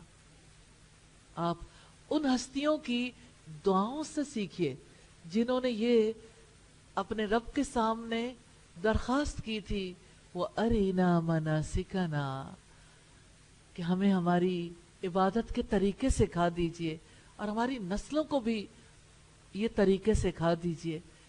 تو ابراہیم علیہ السلام کی دعا سے یہ شعور جھلکتا ہے کہ اصل قوت اور اقتدار کا مالک تو اللہ تعالیٰ ہے، اور یہ یقین بھی کہ اللہ تعالیٰ کی توجہ کے بغیر، اس کی رحمت کے بغیر معافی نہیں ملے گی. اس لیے درخواست کرتے ہیں ہم پر توجہ فرمائیے، آپ ہی توبہ قبول کرنے والے مہربان ہیں. سیدنا ابراہیم علیہ السلام اور سیدنا اسماعیل علیہ السلام کی دعا میں ہمیں اپنے لیے کتنے اسباق ملتے ہیں. ربنا وجعلنا مسلمین لک ومن ذریتنا امتا مسلمتا لک. اے ہمارے رب، ہمیں اپنے لیے فرما بردار بنا اور ہماری اولاد میں سے بھی ایک امت اپنے لیے فرما بردار بنا. جانتے ہیں کیوں دعا کی تھی؟ تاکہ خلوص کے ساتھ اللہ تعالیٰ کی عبادت کا سلسلہ جاری رکھ سکے، تاکہ اللہ کی عبادت میں کسی کو شریک نہ کریں. اس دعا سے سیدنا ابراہیم علیہ السلام اور ہر مومن کی پہلی تمنا کا پتہ چلتا ہے کہ وہ آنے والی نسلوں کے لیے بھی دعا کرتے ہیں کہ اللہ تعالیٰ انہیں بھی ایمان کی دولت سے محروم نہ رکھے. امت مسلمہ ایک دوسرے کی مددگار ہوتی ہے اور نسلوں تک ان کے عقیدے کی پختگی جاری رہتی ہے. اسی وجہ سے سیدنا ابراہیم علیہ السلام کی دعا میں مومن کی پہلی ترجیح جھلک رہی ہے کہ آنے والی نسلوں میں ایمان کی دولت کا سلسلہ جاری رہے. وَأَرِنَا مَنَاسِكَنَا، اور ہمیں ہماری عبادت کے طریقے دکھا. ڈیمونسٹریشن چاہیے کہ ہمارے سامنے ہمیں دکھائیے. اس سے مراد ہے کہ ہمیں عبادت کے طریقے سکھائیے، یعنی ہمیں ارادے اور مشاہدے کے ذریعے سے عبادت کے طریقے سکھا دیجیے. ان کی دعا کا حاصل علم نافع اور عمل صالح کے لیے توفیق مانگنا ہے. یا اللہ ہمیں نفع مند علم بھی نصیب فرما دے اور عمل صالح کی توفیق بھی. وَتُبْ عَلَيْنَا، اور ہماری توبہ قبول فرما، کیونکہ بندہ توبہ کا محتاج ہوتا ہے. اِنَّكَ أَنْتَ التَّوَّابُ الرَّحِيمُ، یقیناً تو بڑا توبہ قبول کرنے والا ہے، نہایت رحم والا ہے. اللہ تعالیٰ نے توبہ کے قبول کرنے سے اپنے التواب اور الرحیم ہونے کا شعور دلایا. یقیناً وہ بندوں پر رحم کرنے والا ہے، ان کی غلطیوں کے باوجود ان کے گناہ معاف فرماتا ہے. ربنا وبعث فیہم رسولا منہم یتلو علیہم آیاتک ویعلمہم الکتاب والحکمت ویزکیہم انک انت العزیز الحکیم. اے ہمارے رب، اور ان لوگوں میں انہی میں سے ایک رسول بھیج جو انہیں تیری آیات پڑھ کر سنائے اور انہیں کتاب اور حکمت کی تعلیم دے اور ان کو پاک کرے. یقیناً آپ سب پر غالب کمال حکمت والے ہیں. سیدنا ابراہیم علیہ السلام نے حرم والوں میں نبی صلی اللہ علیہ وسلم کی بعثت کے لیے دعا مانگی. سوچے کتنا عرصہ پہلے کی بات تھی. نبی صلی اللہ علیہ وسلم کی آمد سے تقریباً 2500 سال پہلے کی بات تھی. 2500 سال پہلے کی بات تھی. تو اللہ تعالیٰ نے ان کی دعا ہمارے لیے رکھ دی کہ دیکھو سیدنا ابراہیم علیہ السلام نے آخری دعا کیا کی تھی اہل حرم کے لیے. ربنا وبعث فیہم رسولا منہم، اے ہمارے رب، اور ان لوگوں میں انہی میں سے ایک رسول بھیج، یعنی ہماری اولاد میں بھی رسول مبعوث فرما تاکہ وہ درجات کی بلندی کا سبب بنے، سب اس کی فرما برداری کریں. یتلو علیہم آیاتک، جو انہیں تیری آیات پڑھ کر سنائے، یعنی وہ حفظ کرنے اور کروانے کے لیے تیری آیات کی تلاوت کریں. وَيُعَلِّمُهُمُ الْكِتَابَ وَالْحِکْمَةَ، اور انہیں کتاب اور حکمت کی تعلیم دے، یعنی معنی سمجھاتے ہوئے کتاب اور حکمت کی تعلیم دیں. کتاب اور حکمت سے مراد قرآن و حدیث ہیں. امام شافعی کہتے ہیں رحمہ اللہ کہ قرآن حکیم میں جہاں حکمت کی تعلیم کا تذکرہ آیا ہے اس سے مراد حدیث ہے. الحمدللہ. وَيُزَكِّيهِمْ، اور ان کو پاک کرے، یعنی اعمال صالح کے ذریعے ان کی تربیت کرے اور برے اعمال سے بچائے، کیونکہ برے اعمال کے ساتھ انسان پاک نہیں رہ سکتا. انک انت العزیز الحکیم، یقیناً تو سب پر غالب کمال حکمت والا ہے. اللہ تعالیٰ آپ ہی غلبہ اور حکمت رکھنے والے ہیں. آپ کو کوئی چیز عاجز نہیں کر سکتی. آپ کا ہر قول، آپ کا ہر فعل حکمت پر مبنی ہے. سیدنا ابراہیم علیہ السلام کی دعا کا آخری حصہ ہے جس میں وہ رب سے کہتے کہ آپ جانتے ہیں کہ اس امت کی تنظیم کیسے ہوگی، مرکز کیسے آباد ہوگا. آپ کے پاس سارا اقتدار ہے. آپ ہی ایک رسول مبعوث فرما دیجئے جس کے توسط سے خیر کا سلسلہ جاری رہے. تو رسول کے اندر کن خصوصیات کی دعا سیدنا ابراہیم علیہ السلام اور سیدنا اسماعیل علیہ السلام نے مانگی تھی؟ 4 خصوصیات. تیری آیات تلاوت کر کے سنائے. آپ کریں گے انشاءاللہ، سیکھیں گے اور کریں گے. اللہ تعالیٰ کی معرفت کی نشانیوں کو، ان کے اشارات کو کھولے. یہ تلاوت آیات سے ہی ممکن ہے جب آیات کی سمجھ آتی ہو. رسول ایسی نظر سے دیکھنا سکھائے جس سے رہنمائی حاصل کرنے والے ہر چیز میں اپنے رب کو دیکھنے کے قابل ہو جائیں۔ رسول اللہ تعالیٰ کے کلام کو خود سیکھ کر اسے قبول کر کے دوسرے انسانوں تک پہنچائے۔